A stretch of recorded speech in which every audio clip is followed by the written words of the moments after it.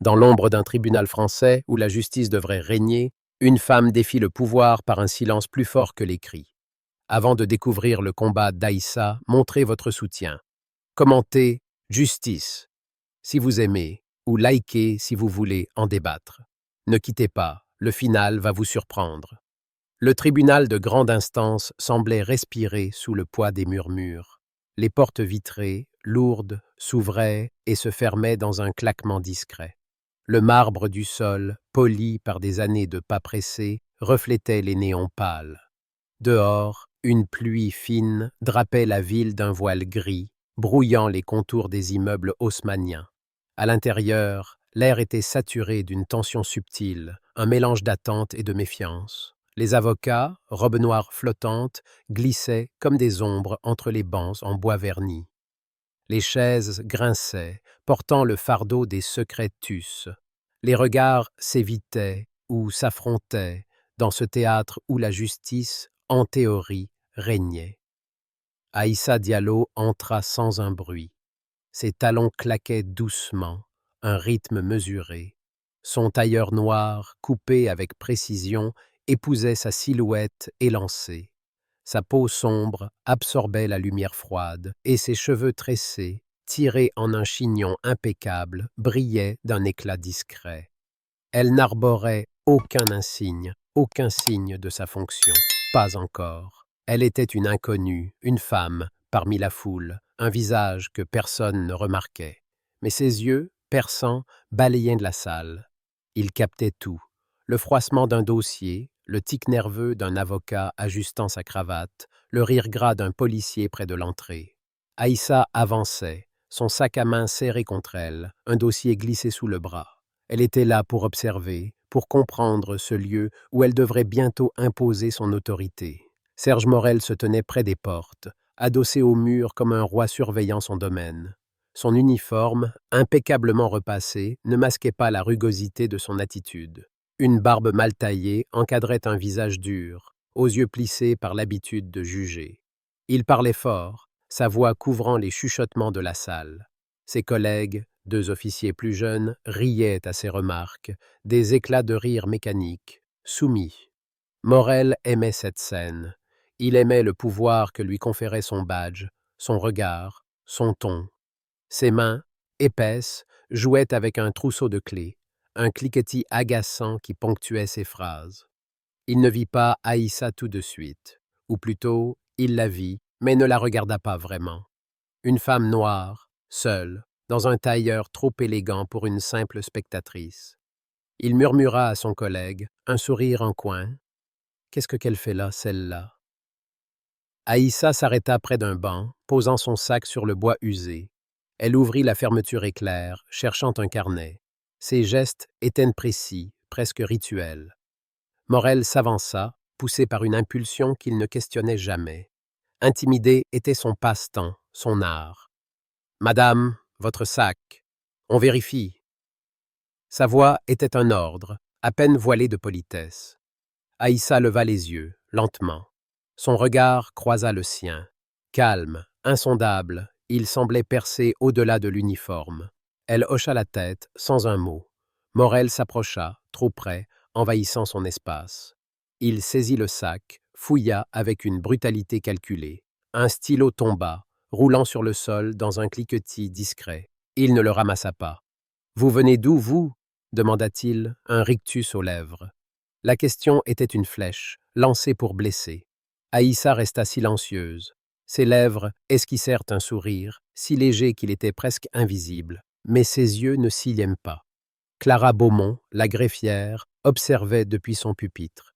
Jeune, les lunettes glissant sur son nez, elle serrait son stylo comme une arme. Elle connaissait Morel. Elle l'avait vu, trop souvent, user de son autorité comme d'un gourdin. Avec les prévenus, les témoins, les passants, toujours les mêmes cibles, ceux qui ne correspondaient pas à son idée de l'ordre. Clara sentait son cœur cogner dans sa poitrine, un mélange de peur et de révolte. Elle sortit son téléphone, ses mains tremblantes. Elle activa l'enregistrement, l'objectif dissimulé derrière une pile de dossiers. Morel, inconscient, continuait son jeu. Il poussa Aïssa, un geste brusque, comme pour la repousser contre le mur. Restez à votre place, lâcha-t-il, assez fort pour que les têtes se tournent. Quelques regards curieux, vite détournés. Le tribunal détestait les remous. Marc Lefebvre, un avocat à la retraite, était assis non loin. Ses cheveux gris, son costume défraîchi, il feuilletait un exemplaire du Monde. Mais ses oreilles étaient aux aguets. Il connaissait Morel. Il connaissait ce genre d'hommes, ceux qui se croient intouchables. Il murmura à son voisin, un ancien collègue. « Ça va mal finir, ça. » Sa voix était basse, chargée d'une colère ancienne. Marc griffonna une note sur un coin de journal, un réflexe d'avocat. Il avait vu trop d'injustice pour rester impassible. Aïssa, elle, ramassa son stylo, lentement. Elle referma son sac, ses gestes mesurés. Elle ne dit rien, mais son silence était lourd, comme l'air avant l'orage. La salle d'audience s'ouvrit enfin. Les avocats entrèrent en file, leurs robes noires flottant comme des ombres. Aïssa s'avança, son dossier sous le bras, son pas assuré. Morel la suivit du regard, un rictus aux lèvres. Il murmura à son collègue. « Elle se prend pour qui ?» Il ne savait pas, il ne pouvait pas savoir. Aïssa Diallo n'était pas une simple spectatrice. Elle était la nouvelle chef de police, nommée la veille, arrivée sans fanfare. Son silence n'était pas faiblesse. C'était une stratégie, une arme affûtée dans l'ombre. Plus tard, dans un café à l'angle de la rue, Aïssa retrouva Fatima Ziane. La jeune stagiaire de police triturait une serviette en papier, ses doigts nerveux trahissant son agitation. Le café était bondé, les conversations des clients formant un brouhaha réconfortant. Les tasses cliquetaient, l'odeur du café torréfié emplissait l'air. Fatima baissa la voix. « C'est Morel, encore lui, » murmura-t-elle. Ses yeux sombres brillaient d'une colère ancienne. Elle raconta, d'une voix hachée. Une nuit, des mois plus tôt, Morel l'avait humiliée. Une remarque sur son foulard, sur ses origines algériennes, un rapport qu'elle avait rédigé dénonçant une bavure avait disparu, étouffé par Morel. « Il m'a dit que je ne durerais pas dans ce métier », souffla-t-elle. Aïssa écoutait, immobile, ses doigts tapotaient de la table, un rythme lent, réfléchi. « Il a tort », répondit-elle enfin. Sa voix était douce, mais tranchante comme une lame. « Et il le saura bientôt. » Fatima fronça les sourcils, perplexe. « Tu vas faire quoi ?» Aïssa ne répondit pas tout de suite. Elle sirota son café, le regard perdu dans la rue. Les passants défilaient, silhouettes floues sous la pluie. « Rien pour l'instant, » dit-elle. Mais dans sa poche, son téléphone vibra. Un message de Clara, une vidéo. Quelques secondes d'images tremblantes, la voix de Morel, ses gestes brutaux. Aïssa ne sourit pas. Elle ne triomphait pas. Elle enregistra le fichier, méthodiquement, comme on archive une preuve. Dehors, la ville vivait sa vie. Les klaxons résonnaient, les néons des boutiques scintillaient sous la pluie. Mais dans ce café, un plan prenait forme. Aïssa savait que Morel n'était pas un cas isolé.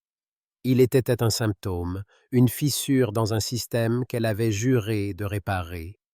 Elle posa sa tasse, ses lèvres esquissant un sourire discret. « On commence par lui », murmura-t-elle. Fatima hocha la tête, un éclat d'espoir dans les yeux. Au tribunal, Morel riait encore, inconscient. Il plaisantait avec ses collègues, ignorant les regards de Clara, les notes de Marc, les murmures qui commençaient à se propager dans les couloirs. Il se sentait intouchable. Le système, croyait-il, était son allié. Mais le système venait de changer. Aïssa Diallo, dans l'ombre, tenait déjà les premières cartes. Le soir tombait. Les lumières du tribunal s'éteignaient une à une, plongeant les couloirs dans une pénombre froide. Aïssa sortit, son manteau serré contre elle. La pluie avait cessé, laissant des flaques miroitantes sur le trottoir. Elle marcha, seule, ses pas résonnant dans la nuit. Chaque pas était un calcul, chaque silence une promesse. Morel avait allumé une mèche. Il ne savait pas encore qu'elle brûlerait jusqu'à lui. La pluie avait cessé, mais la ville semblait encore trempée, comme si elle retenait son souffle. Les néons des brasseries clignotaient dans la nuit, projetant des éclats rouges et bleus sur les pavés luisants. À l'intérieur du tribunal, l'atmosphère avait changé. Les murmures s'étaient transformés en chuchotements fiévreux, des regards furtifs glissaient entre les collègues. La vidéo de Clara Beaumont, tremblante mais accablante, avait fui. Quelques secondes d'images granuleuses, la voix rauque de Serge Morel, son geste brutal contre Aïssa Diallo. Postée anonymement sur les réseaux sociaux, elle s'était répandue comme une traînée de poudre. Sur Twitter, le hashtag #MorelDehors grimpait en flèche. Les articles en ligne, de Mediapart à Libération, s'emparaient de l'affaire. Un policier humilie une femme au tribunal, titrait Le Monde, mais personne, ou presque, ne savait encore qui était Aïssa. Dans le commissariat central, un bâtiment gris aux fenêtres étroites, Morel arpentait les couloirs. Sa démarche était lourde, ses poings serrés. Il sentait les regards peser sur lui, mais il refusait de céder à la panique. « Une tempête dans un verre d'eau », grogna-t-il à son collègue, l'officier Julien Picard. Ce dernier, un homme mince aux cheveux en bataille, baissa les yeux. Julien n'était pas comme les autres. Il suivait Morel par habitude, par loyauté mal placée, mais quelque chose en lui vacillait. « Tu crois qu'ils vont enquêter ?» demanda-t-il, la voix hésitante. Morel ricana, un rire sec qui résonna dans le couloir vide. « Enquêter? Sur moi? Ils n'ont rien. Une vidéo floue, une femme qui fait sa victime. Ça va passer. » Mais ces mots sonnaient creux. Même à ses propres oreilles, Aïssa, elle, observait depuis son bureau. Une pièce sobre, au dernier étage du commissariat, avec une vue sur les toits de la ville. Une lampe de bureau diffusait une lumière chaude, contrastant avec la froideur des murs. Elle relisait un rapport, ses lunettes posées sur le bout du nez. Le dossier était mince, mais lourd de sens. Une plainte ancienne, rédigée par Fatima Ziane, contre Morel. Une bavure lors d'une patrouille, un jeune homme brutalisé sans raison. Le rapport avait été enterré, classé sans suite. Aïssa tourna une page, ses doigts frôlant l'encre fanée. Elle savait que ce n'était que la pointe de l'iceberg. Morel n'était pas un incident isolé. Il était un symptôme, une tache dans un système qu'elle avait juré de nettoyer. Clara Beaumont, de son côté, ne dormait plus. Assise dans son petit appartement, un studio encombré de livres et de plantes, elle fixait son téléphone. La vidéo qu'elle avait postée anonymement avait dépassé les 100 000 vues. Les commentaires affluaient, certains indignés, d'autres haineux. « Flic raciste », écrivait un internaute. « Fausse accusation, encore une qui veut se faire remarquer », rétorquait un autre. Clara sentit une boule dans sa gorge. Elle avait agi sur un coup de tête, poussée par une colère qu'elle ne s'expliquait pas. Mais maintenant, elle avait peur. Et si Morel découvrait qu'elle était à l'origine de la fuite? Elle ferma son ordinateur, le cœur battant. Pourtant, une part d'elle refusait de reculer. Elle envoya un message à Aïssa, un simple « Vous avez vu ?» La réponse arriva, laconique. « Oui, merci. » Dans un café proche du tribunal, Sophie Durand, journaliste à Mediapart, pianotait sur son ordinateur portable. Ses lunettes rondes glissaient sur son nez, ses cheveux blonds attachés en un chignon désordonné. Elle avait flairé l'histoire dès que la vidéo était apparue. Sophie était connue pour ses enquêtes mordantes, son refus de plier devant les puissants. Elle avait déjà creusé le passé de Morel. Une plainte ici, un témoignage là, tout s'étouffait par la hiérarchie. Elle contacta Marc Lefebvre, l'avocat retraité, qui accepta de la rencontrer. Dans une brasserie enfumée, sous la lumière tamisée des lustres, Marc lui tendit une liasse de notes. « Morel n'est pas un débutant, dit-il, sa voix rauque. Il a toujours su contourner les règles. » Sophie hocha la tête, griffonnant frénétiquement. « Et la femme dans la vidéo ?» demanda-t-elle. Marc esquissa un sourire. « Vous ne savez pas qui elle est, n'est-ce pas ?» Au commissariat, Morel tentait de reprendre le contrôle. Il réunit ses alliés dans une salle de réunion exiguë, aux murs couverts de posters jaunis. L'odeur de café froid flottait dans l'air. Ils veulent me faire tomber, lança-t-il, les poings sur la table. Mais ils n'ont rien de concret, rien. Ses collègues hochèrent en la tête, mais leurs regards fuyaient. Julien, assis au fond, triturait un stylo. Il repensait à une nuit, 2 ans plus tôt, où Morel avait brutalisé un jeune maghrébin lors d'une patrouille. Julien avait fermé les yeux, par lâcheté. Mais ce soir-là, quelque chose en lui s'était fissuré. Il se leva, prétextant une pause, et fouilla dans les archives numériques. Il retrouva le rapport de Fatima, celui que Morel avait fait disparaître. Ses mains tremblaient en l'envoyant à Aïssa, par un canal sécurisé. Aïssa reçut le fichier alors qu'elle quittait son bureau. Elle s'arrêta dans le couloir, sous la lumière crue des néons. Elle ouvrit le document, ses yeux parcourant les lignes. Une description précise, signée de Fatima, datant de l'année précédente. Un jeune homme, Amadou Keïta, arrêté sans motif, humilié, frappé. Morel avait ri, selon le rapport, en lançant « Retourne chez toi ». Aïssa referma son téléphone, son visage impassible. Mais à l'intérieur, une colère froide montait. Elle savait que ce rapport, combiné à la vidéo de Clara, pouvait changer la donne. Elle ne répondit pas à Julien. Pas encore. Elle préférait le silence pour l'instant. Le lendemain, une réunion interne fut convoquée au commissariat. Une salle austère, des chaises alignées comme des soldats. Morel était là, les bras croisés, un sourire crispé aux lèvres. Il croyait encore pouvoir s'en sortir. Les officiers supérieurs, des hommes grisonnants aux costumes stricts, échangeaient des regards tendus. Aïssa entra, dernière, son dossier sous le bras. Elle s'assit sans un mot, son regard balayant la pièce. Morel la reconnut et son sourire vacilla. Il murmura à son voisin « Qu'est-ce qu'elle fait là ?» Puis, le président de la réunion prit la parole. « Mesdames et messieurs, permettez-moi de vous présenter Aïssa Diallo, notre nouvelle chef de police. » Un silence de plomb s'abattit. Morel blêmit, ses mains serrant les accoudoirs. Les murmures s'éteignirent, remplacés par un malaise palpable.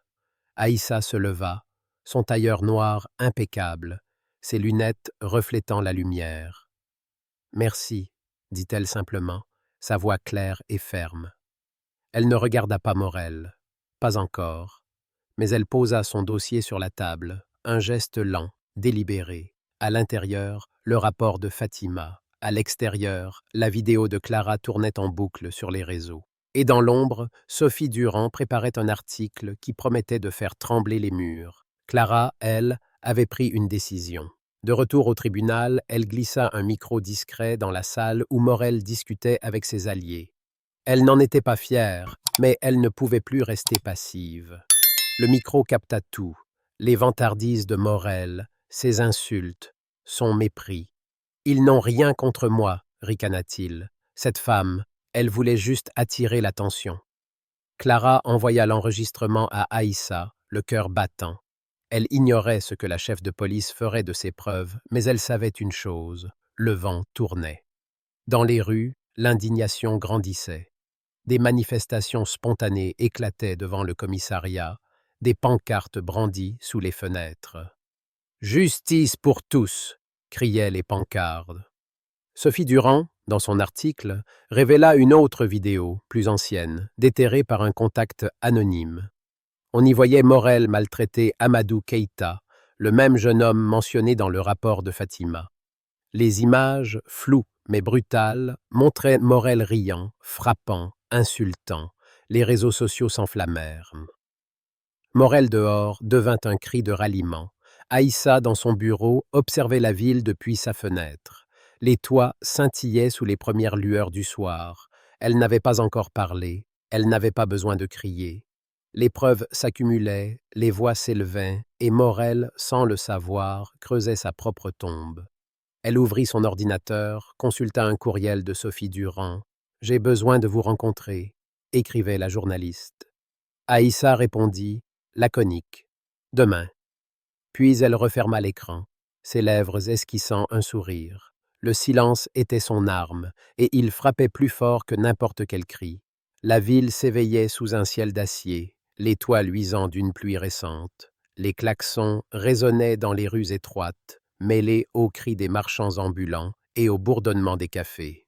Mais au cœur du commissariat central, un silence oppressant régnait. Les couloirs, d'ordinaire bruyants, semblaient étouffés sous le poids des regards furtifs et des chuchotements. L'affaire Morel avait éclaté comme une bombe. La vidéo de Clara Beaumont, les révélations de Sophie Durand dans Mediapart, le rapport exhumé de Fatima Ziane. Tout convergeait vers Serge Morel, l'homme qui croyait encore, contre toute logique, pouvoir s'en tirer. Dans son bureau, Aïssa Diallo feuilletait un dossier épais. Les néons du plafond projetaient une lumière crue sur son visage, mais ses traits restaient impassibles. Elle avait passé la nuit à compiler les preuves. La vidéo du tribunal, l'enregistrement de Clara, le rapport de Fatima, et maintenant une déposition d'Amadou Keïta, le jeune homme brutalisé par Morel 2 ans plus tôt. Amadou, un étudiant en droit, avait hésité à parler. La peur l'avait muselé, mais la vidéo virale l'avait poussé à sortir du silence. Aïssa relut son témoignage, ses doigts frôlant les mots tapés à la machine. « Il m'a frappé », avait écrit Amadou. « Il m'a dit que je n'avais rien à faire ici. » Aïssa ferma le dossier, ses lèvres pincées. Elle ne ressentait ni colère ni triomphe, seulement une détermination froide, affûtée comme une lame. Dehors, les manifestations grossissaient. Devant le commissariat, une foule hétéroclite brandissait des pancartes. « Justice pour Amadou !» clamait une affiche. « Patch Morel dehors !» s'étalait sur une autre, en lettres rouges. Les caméras de France 24 et de BFM tournaient, captant les visages tendus, les poings levés. Sophie Durand était là, son carnet à la main, interrogeant les passants. Elle avait publié un second article, plus incisif, dévoilant une liste de plaintes contre Morel, toutes classées sans suite par une hiérarchie complaisante. L'article avait enflammé les réseaux, et même les journaux conservateurs, d'ordinaire prudents, commençaient à poser des questions. Morel, lui, s'accrochait à son bureau comme à une bouée. Il était convoqué à une audience disciplinaire, une salle austère au sous-sol du commissariat. Les murs gris, les chaises en plastique, l'odeur de désinfectant. Tout semblait conçu pour écraser. Il entra, le menton haut, mais ses mains tremblaient légèrement. Ses alliés, ceux qui riaient à ses blagues quelques jours plus tôt, étaient absents. Même Julien Picard, son protégé, avait décliné l'invitation à le soutenir. Julien, rongé par la culpabilité, avait envoyé une seconde preuve à Aïssa, un courriel interne où Morel se vantait d'avoir remis à leur place des suspects. Morel s'assit, seul, face à un comité de 3 officiers supérieurs. Leurs visages étaient fermés, leurs regards froids. Aïssa entra la dernière. Son tailleur noir, toujours impeccable, semblait absorber la lumière. Elle posa son dossier sur la table, un geste lent, presque théâtral. « Monsieur Morel », commença-t-elle, sa voix claire, coupant le silence. « Vous savez pourquoi vous êtes ici ?» Morel tenta un sourire, un mélange d'arrogance et de nervosité. « Une erreur, madame. Une tempête dans un verre d'eau. » Aïssa ne répondit pas. Elle ouvrit son dossier, en sortit la vidéo, le rapport, les témoignages. Chaque document tombait sur la table comme une pierre. Le comité écoutait, impassible. Morel tenta de se défendre, bafouillant des excuses, accusant les médias, la foule, Aïssa elle-même. Mais ces mots s'effilochaient, emportés par le poids des preuves. Clara Beaumont, dans son studio, suivait l'affaire sur son téléphone. Elle avait reçu un message de Sophie Durand. « Vous avez fait ce qu'il fallait. » Clara sourit, mais ses mains tremblaient encore. Elle n'avait pas prévu de devenir une héroïne. Elle n'avait fait qu'appuyer sur un bouton, un geste impulsif qui avait tout changé. Pourtant, elle se sentait vulnérable, exposée. Elle rangea son téléphone, ferma les rideaux. Mais, au fond d'elle, une lueur d'espoir brillait. Elle avait agi, et cela comptait. Dans un café proche, Sophie rencontrait Amadou Keïta. Le jeune homme, grand, les épaules voûtées, triturait une cuillère. « Je ne voulais pas parler », murmura-t-il. « Mais quand j'ai vu la vidéo, j'ai su que je devais le faire. » Sophie hocha la tête, son stylo courant sur son carnet. « Vous êtes courageux, Amadou. Votre voix compte. » Il esquissa un sourire, timide mais sincère. Sophie savait que son témoignage, publié dans son prochain article, serait un coup de grâce. Elle leva les yeux vers la fenêtre. La foule grossissait encore, un grondement sourd montant de la rue. Au commissariat, l'audience disciplinaire touchait à sa fin. Morel, à bout de souffle, tenta une dernière carte. Il se leva, s'approcha d'Aïssa après la réunion, un café à la main. « On peut parler, non » dit-il, son ton faussement conciliant. « On peut arranger ça. » Aïssa le fixa, ses yeux sombres, comme un lac gelé. « La justice n'a pas besoin de votre café, » répondit-elle, sa voix basse mais tranchante. « Elle a besoin de votre départ. » Morel recula, blême. Il quitta la pièce, ses pas résonnant dans le couloir vide. Le lendemain, l'annonce tomba. Morel était suspendu, en attente d'une enquête criminelle. Les preuves étaient trop lourdes, les témoignages trop nombreux. Ses anciens alliés, sentant le vent tourner, s'étaient éclipsés. Même Lucie Martin, une élue locale qui avait tenté de le défendre dans un éditorial maladroit, fit marche arrière face à la pression publique. « J'ai mal jugé la situation », admit-elle dans un communiqué laconique. Morel, seul dans son appartement, regardait les informations. Son nom, autrefois synonyme d'autorité, était devenu une tâche. Il éteignit la télévision, le silence l'enveloppant comme une prison. Aïssa, elle, lançait sa campagne. « Réinventer l'insigne », annonça-t-elle lors d'une conférence de presse sobre dans une salle bondée de journalistes. Pas de grands discours, pas de promesses creuses. Elle parla de transparence, de formation, de responsabilité. Les caméras captaient son visage, calme mais résolu. « La police doit servir, pas dominer, » dit-elle. Ces mots, simples, résonnèrent. Dans la foule, Fatima Ziane, désormais promue inspectrice, esquissa un sourire. Clara, présente dans un coin, applaudit discrètement. Amadou, regardant la retransmission depuis son petit appartement, sentit une chaleur dans sa poitrine. La ville, peu à peu, reprenait son souffle. Les manifestations s'apaisaient, remplacées par des débats, des propositions. Sophie Durand publia son dernier article, intitulé « Le silence d'Aïssa Diallo, une révolution discrète ». Elle y racontait l'histoire d'une femme qui, sans élever la voix, avait fait tomber un géant. Aïssa lut l'article, tard dans la nuit, dans son bureau. Elle ne sourit pas, elle n'aimait pas les projecteurs, mais elle savait que ce n'était qu'un début. Une semaine plus tard, une cérémonie discrète eut lieu dans une salle municipale. Des citoyens, des associations, des officiers réformistes s'étaient réunis pour rendre hommage à Aïssa. Pas de médailles, pas de fanfares, juste des mots sincères. Fatima prit la parole, sa voix tremblante mais claire. « Vous nous avez montré qu'on peut changer les choses, » dit-elle. « Merci. » Clara, dans le public, sentit ses yeux s'embuer. Marc Lefebvre, au fond de la salle, hocha la tête, un sourire discret aux lèvres. Aïssa se leva, son tailleur noir toujours impeccable. Elle remercia, brièvement. « Ce n'est pas mon combat, » dit-elle, « c'est le nôtre. » La salle applaudit, un grondement chaleureux. Dehors, la ville scintillait sous les étoiles. Les néons clignotaient, les passants défilaient, la vie continuait. Mais quelque chose avait changé. Morel, dans l'ombre, était oublié. Aïssa, sans chercher la gloire, était devenue un symbole, et dans son bureau, tard dans la nuit, elle ouvrit un nouveau dossier.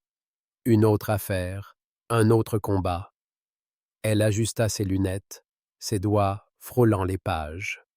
Le silence, une fois encore, était son arme. Et il était plus fort que jamais. L'histoire d'Aïssa Diallo dans le silence de la justice est une fresque puissante, ancrée dans une réalité sociale française contemporaine, où les tensions liées à l'injustice, au racisme et à l'abus de pouvoir résonnent profondément. À travers le parcours d'Aïssa, une femme noire confrontée à l'arrogance brutale de Serge Morel, l'histoire révèle une vérité universelle.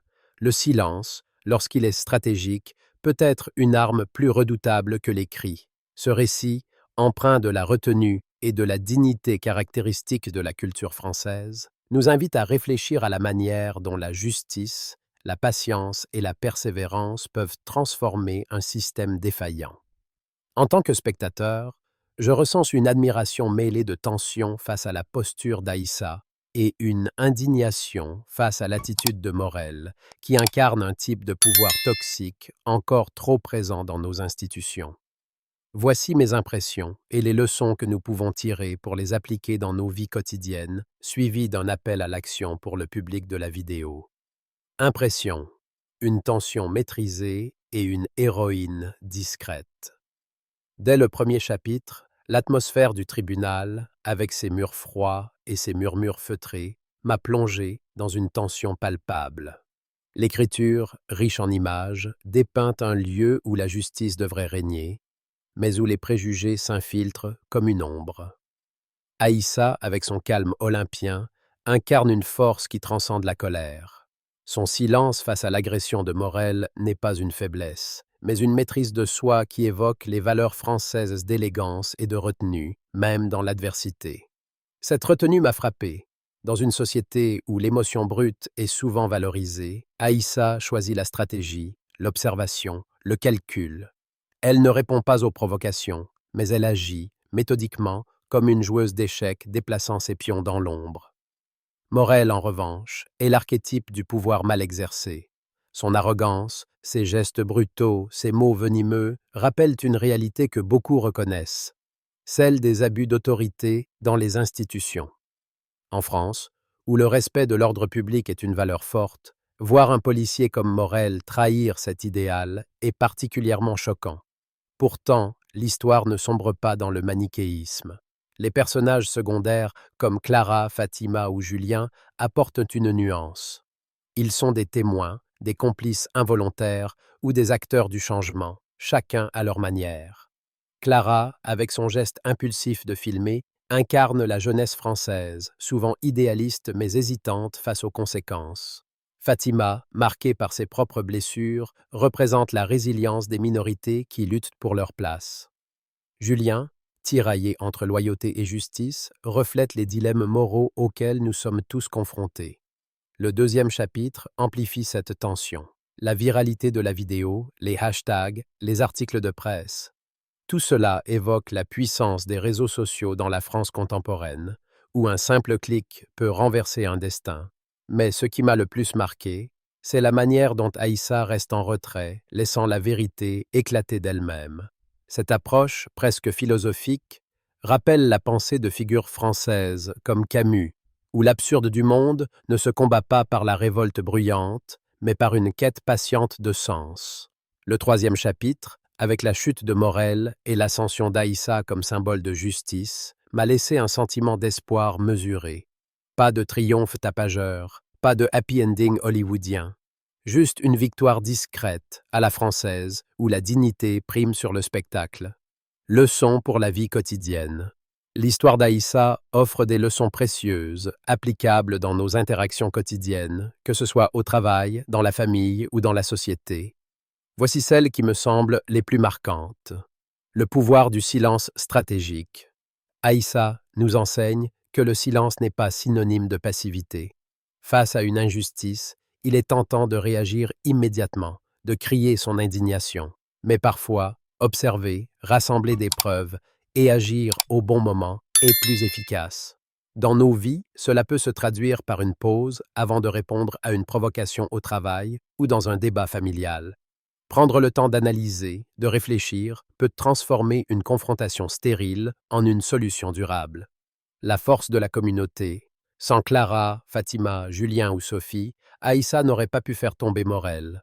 Cette solidarité, même imparfaite, rappelle l'importance de l'entraide dans la culture française, où les mouvements collectifs, des grèves aux manifestations, ont façonné l'histoire. Dans notre quotidien, cela signifie soutenir un collègue victime d'une injustice, signaler un abus ou simplement écouter ceux qui n'ont pas de voix. Chaque geste compte. Le courage face à la peur. Clara, en filmant Morel, agit malgré sa peur. Fatima, en témoignant, surmonte son passé. Julien, en trahissant Morel, choisit la justice au détriment de sa loyauté. Ces actes, petits ou grands, nous rappellent que le courage n'est pas l'absence de peur, mais l'action malgré elle. Dans nos vies, cela peut être aussi simple que d'énoncer une remarque discriminatoire dans une réunion ou défendre un ami face à une injustice, même si cela nous expose. La persévérance face à un système défaillant. Aïssa ne se contente pas de faire tomber Morel. Elle lance une campagne pour réformer la police. Cette vision à long terme, typiquement française dans son ambition de réformer les institutions, nous inspire à ne pas nous arrêter à une victoire personnelle. Que ce soit en luttant pour plus d'équité au travail, en s'engageant dans une association ou en éduquant nos proches, nous pouvons, à notre échelle, changer les systèmes qui nous entourent. La dignité comme réponse à la haine. Aïssa ne répond jamais à la haine de Morel par la haine. Sa dignité, son calme, sont des armes puissantes. Dans une société française où les débats peuvent vite devenir polarisés, cette leçon est essentielle. Face à une insulte, une provocation ou une injustice, garder sa dignité, c'est refuser de descendre au niveau de l'agresseur. C'est une force intérieure, universelle, mais particulièrement valorisée dans la culture française, où l'élégance morale est un idéal. Application dans la vie quotidienne. Ces leçons ne sont pas abstraites. Au travail, face à un supérieur abusif, je pourrais m'inspirer d'Aïssa en documentant calmement les faits, en cherchant des alliés et en agissant au moment opportun plutôt que de réagir impulsivement. Dans ma vie personnelle, je pourrais apprendre de Clara à surmonter ma peur pour défendre une cause juste, même si cela me met mal à l'aise. En tant que citoyen, l'exemple d'Aïssa m'incite à m'engager davantage, que ce soit en participant à des débats locaux, en soutenant des associations ou en sensibilisant mon entourage aux injustices. La culture française, avec son attachement à la justice sociale et à la réflexion collective, nous pousse à agir, mais avec mesure, avec intelligence, comme Aïssa. Si cette histoire vous a touché, si elle vous a inspiré à réfléchir ou à agir, alors faites entendre votre voix. Likez cette vidéo pour montrer votre soutien à des récits qui mettent en lumière la justice et la dignité. Partagez-la avec vos amis, votre famille, vos collègues, pour qu'ensemble, nous puissions diffuser ce message d'espoir et de changement. Abonnez-vous à notre chaîne pour ne manquer aucune de nos histoires qui explorent les combats du quotidien avec cœur et vérité. Et surtout, laissez un commentaire ci-dessous. Dites-nous ce que cette histoire vous inspire, comment vous appliquez ces leçons dans votre vie ou quelles injustices vous souhaiteriez voir dénoncées. Votre voix compte. Ensemble, faisons du silence une force pour la justice.